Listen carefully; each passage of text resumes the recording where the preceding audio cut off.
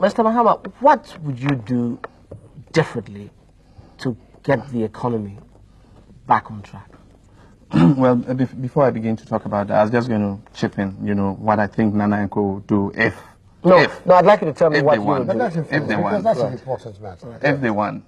if I know shortly after that happens, they'll come out and say, gentlemen, unfortunately, we didn't know the true state of the economy is worse than we think. That's what you're telling us, Tom. No. You say we don't know. No, that's what they're going to say. We don't know the true and so facts. all the just promises so. we made you, unfortunately, we can't deliver immediately. Just keep your belts tightened. In the medium to long term, we shall deliver on those promises. That's what they're going to do. Yeah, but tell me what you would do. Yeah, a lot of programs are in place already and are beginning to yield results. We put in the Gateway program. We have the Free Zones program.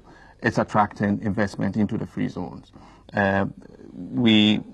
Recently we cut the sod to set up a new cocoa processing plant that will process 60,000 tons of cocoa and increase the amount of cocoa that we're processing from about 20% to close to 35%. These are all programs that are in place.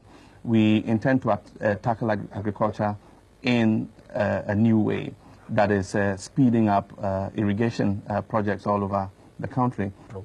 First of all, I mean, it's refreshing to hear that, the communicators of the regime now telling us that they're aware that the path that they have been on before wasn't satisfactory, and that is now necessary to move. That. Well, that's exactly what I said we've had those programs in place already. That's already. what I understand. 20 years, which is virtually the period that the PNDC, NDC has been in power, virtually 20 years.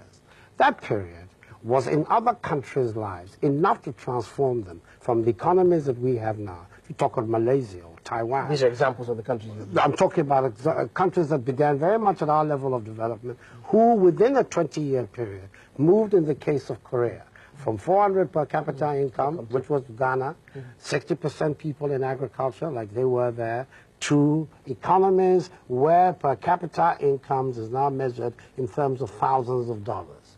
Dramatic transformation of their lives, the lives of the Malaysians who today we're seeking to emulate. How have they done it? They did it with one fundamental premise. You cannot develop your economy unless you give the producers, whether of agricultural products, whether of industrial products, of services, confidence in their ability to work, take their reward, pay their taxes, and get on with their lives.